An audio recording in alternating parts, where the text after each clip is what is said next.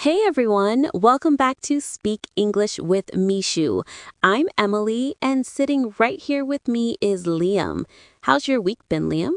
Honestly, Emily, it's been a busy one, but I had this small victory. I helped a younger cousin with his English homework, and he finally understood how to use do and does. It felt amazing to see his confidence grow.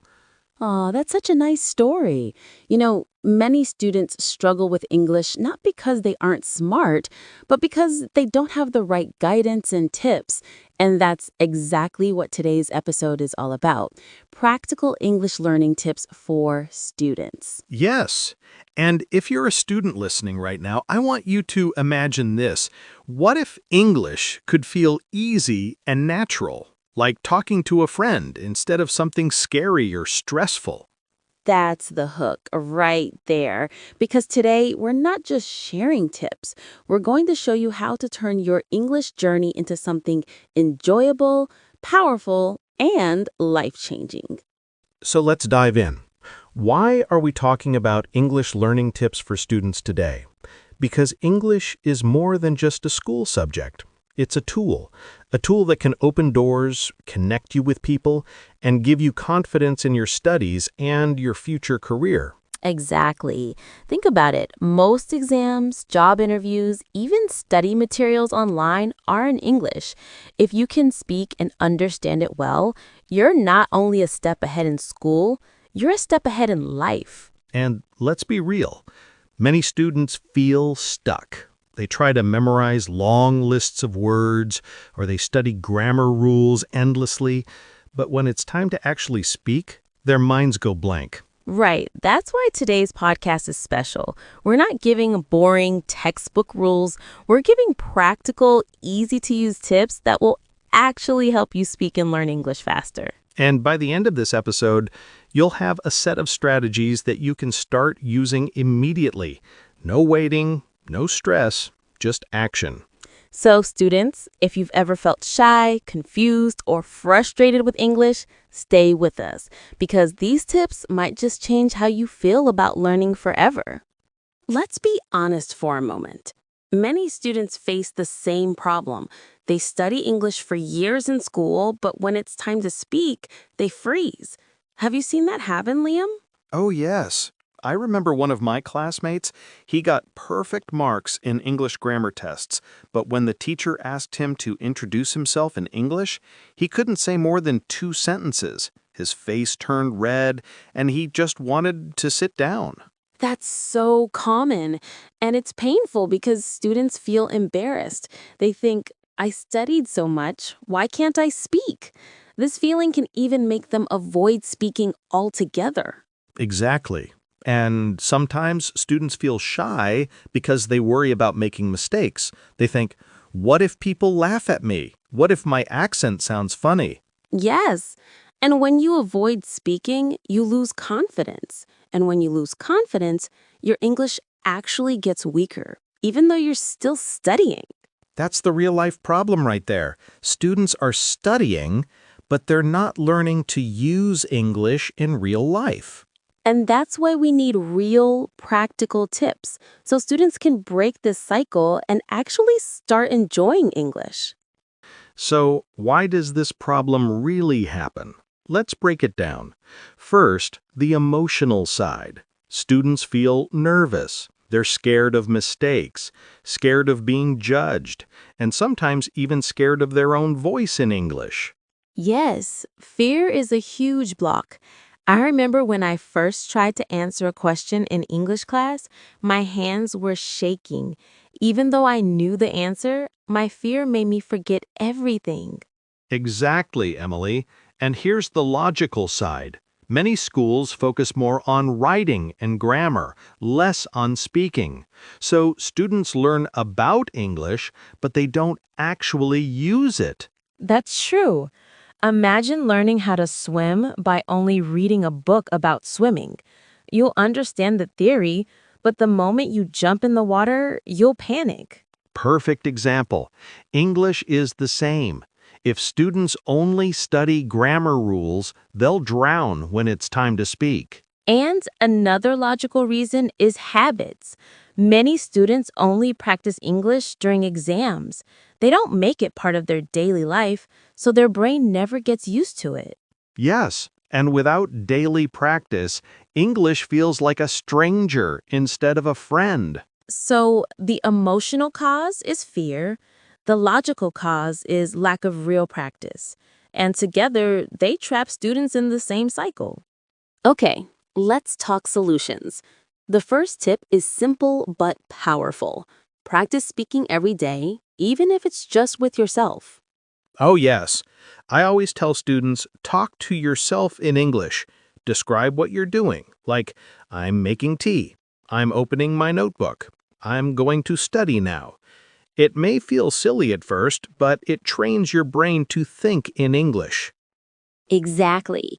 And the best part, you don't need anyone else to start. No teacher, no partner, just you and your voice. I remember one of my friends used to practice in front of a mirror. She pretended she was giving a speech. Over time, her confidence skyrocketed because she got used to hearing her own English. That's a great example. And students, here's the key. Don't worry about mistakes when you practice alone. No one is judging you. The goal is fluency, not perfection. Right. Think of it like warming up before a game. Athletes don't worry about being perfect in warm-ups, they just want to get ready. Practicing English daily is your warm-up. So, solution number one is speak daily, even if it's just with yourself. It builds fluency, confidence, and gets your brain comfortable with English. All right, solution number 2. Learn English through things you actually enjoy. Yes, this is so important. Many students force themselves to read boring textbooks only. But think about it. If you love football, watch football commentary in English. If you enjoy movies, watch them with subtitles. Exactly. I had a friend who loved music. He started learning English by listening to songs and checking the lyrics. He didn't even realize he was studying. He was just enjoying the music. And when you enjoy the process, your brain learns faster because it doesn't feel like work, it feels like fun. Also, students can use social media. Follow English pages about your hobbies, cooking, gaming, fashion, whatever you like. When you see English every day, it becomes natural. That's so true. And let's not forget stories. Reading short English stories is one of the best ways to learn. Stories connect to emotions, and emotions make memories stronger. So the tip here is mix English with your interests. Don't separate them, because when English becomes part of your fun, you'll never feel bored or forced. Let's move to the third solution. Find a speaking partner, even if it's online. This one is a game changer. When you practice with another person, you face real conversations. You listen, you respond, you make mistakes, and that's how you grow. Exactly. And the partner doesn't have to be a native speaker. It can be your classmate, your cousin, or even someone you meet in an online group. The point is, practice together. I remember when I joined an online English group. The first time I spoke, my voice was shaking. But after a few sessions, I started to relax. Soon, I could share my thoughts naturally without overthinking.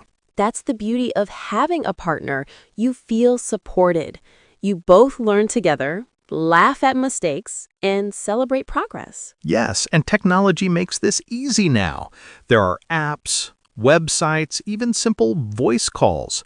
Students don't have to wait for a classroom to practice speaking. So solution number 3 is practice with real people, because conversations bring English to life in a way no book ever can. All right, let's talk about the fourth solution. Set small, clear goals instead of chasing perfection. Yes, many students say, I want to be fluent in English, but that's a huge goal. It feels impossible. Instead, break it into small steps. For example, this week I will learn 10 new phrases and use them in sentences. Exactly. Or maybe I will watch one short English video every day and repeat the sentences out loud. Small goals give you quick wins, and those wins keep you motivated. I like to call it the tiny victory method because every small success builds confidence. And confidence is what students really need to keep going. That's so true. And here's the thing, perfection is not the goal. Progress is. Even if you make mistakes, if you're improving a little every day, you're winning. Absolutely. Students who only chase perfection often give up because they feel like they're never good enough. But those who focus on progress, they keep moving forward. So the fourth solution is set small daily goals. Don't aim for perfect English, aim for better English every single day. Now, let's talk about something every student faces: obstacles. Even with all the tips we shared, challenges will come. Fear, self-doubt, distractions. These are normal and you're not alone. Absolutely. I remember when I first tried speaking English in front of a group. My voice was shaking, I mispronounced words, and I felt like everyone was judging me. Honestly, I wanted to run out of the room. Oh, I've been there too. There was this one class presentation I had to give in English. I spent hours preparing, but when it was my turn, my mind went blank. I felt embarrassed and I thought, maybe I'm just not good at English. And that's the trap. Students let one difficult moment define their ability. But here's the truth. Mistakes don't make you bad at English. They're proof that you're trying and learning. Exactly. Another obstacle is a lack of time. Students often say, I'm too busy with schoolwork, exams, or chores. But even just 10 to 15 minutes a day of focused English practice makes a huge difference over time. And don't forget distractions. Phones, social media, friends, these can quietly steal your learning time. I've seen students spend hours scrolling and then wonder why their English isn't improving. Right. So the first step in overcoming obstacles is recognition. Notice what's stopping you, whether it's fear, time, or distractions.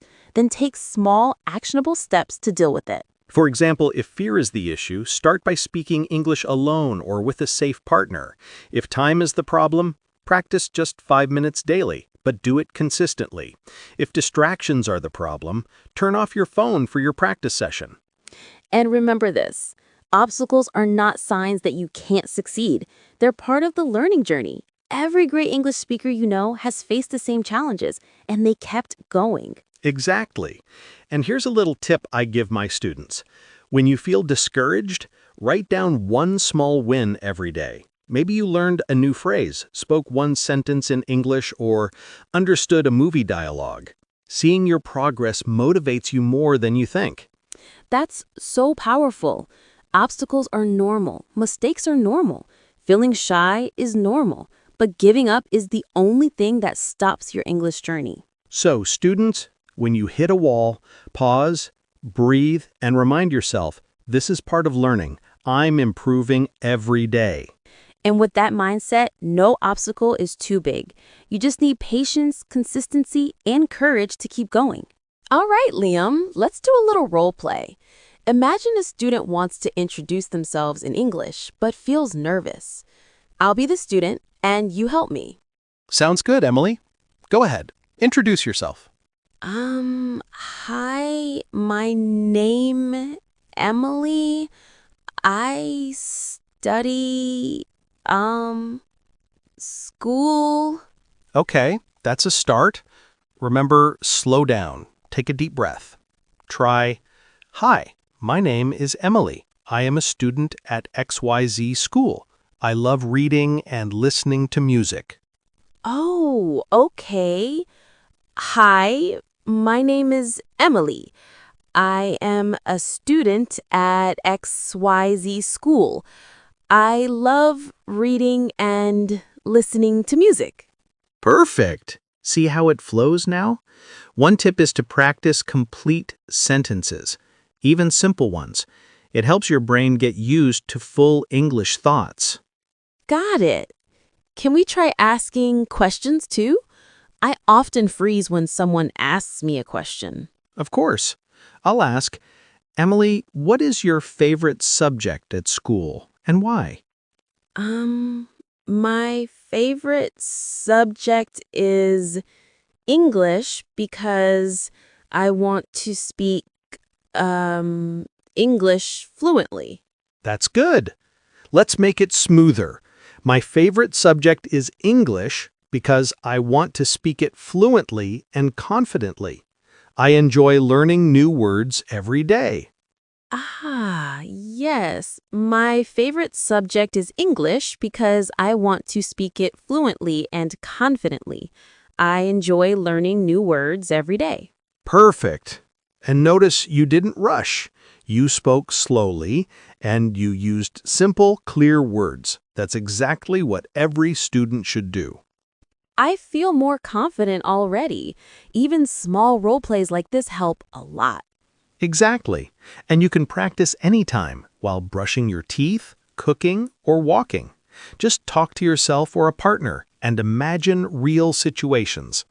So, students listening, start with small role plays like this. Introduce yourself, ask questions, answer questions.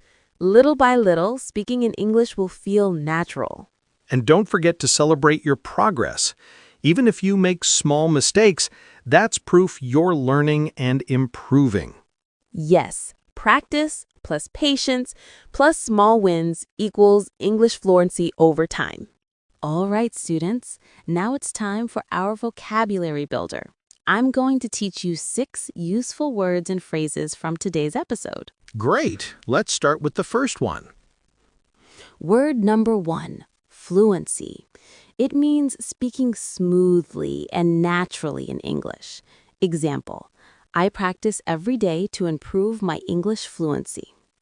Word number 2, confidence. Feeling sure about your ability. Example, speaking English daily helped me gain confidence. Word number 3, obstacle. Something that blocks your progress. Example, fear of mistakes is a common obstacle for students learning English. Word number 4, consistency. Doing something regularly without stopping. Example, consistency in practice is more important than long hours once in a while. Word number 5, practice. Doing something repeatedly to get better. Example, I practice speaking English every morning for 15 minutes. And word number 6, progress. Improvement or moving forward. Example, even small daily practice leads to noticeable progress over time. Quick tip. Try using these words in your own sentences today. Speak them aloud, write them down, and see how naturally they fit into your conversations. And remember, vocabulary is not just memorizing words. It's about using them in real situations. That's the key to remembering them. So students, practice these words, apply them in conversations, and you'll notice your English becoming stronger every day. All right, students, let's wrap this up with a motivational recap. Today, we talked about practical tips to improve your English. 1. Practice daily, even if it's just with yourself. 2. Learn through things you enjoy, movies, music, hobbies. 3. Speak with a partner, online or in real life. 4. Set small, clear goals and focus on progress, not perfection. We also discussed how to overcome obstacles, fear, distractions, lack of confidence, and why mistakes are actually proof that you're learning. And we practiced role-playing real conversations, plus learned 6 useful words that you can start using immediately. Students, remember this. English is not just a subject. It's a skill that opens doors, builds confidence, and connects you with the world. So don't wait for the perfect time to start. Start today, right now, with small steps. Speak aloud, make mistakes, laugh at them, and keep going. That's how real progress happens. And here's a challenge for you. Choose one tip from today's episode and practice it every day for a week. Notice how it changes your confidence and ability. Yes, and if you found this episode helpful, don't forget to subscribe, share with your friends, and comment below about which tip you're going to try first. Every step you take counts. Every word you speak matters. And every day you practice, you're one step closer to fluent, confident English. Thank you so much for joining us today on Speak English with Mishu. Keep practicing, stay motivated, and remember, you are capable of amazing progress. Until next time, keep speaking, keep learning, and never give up. Your English journey is just beginning.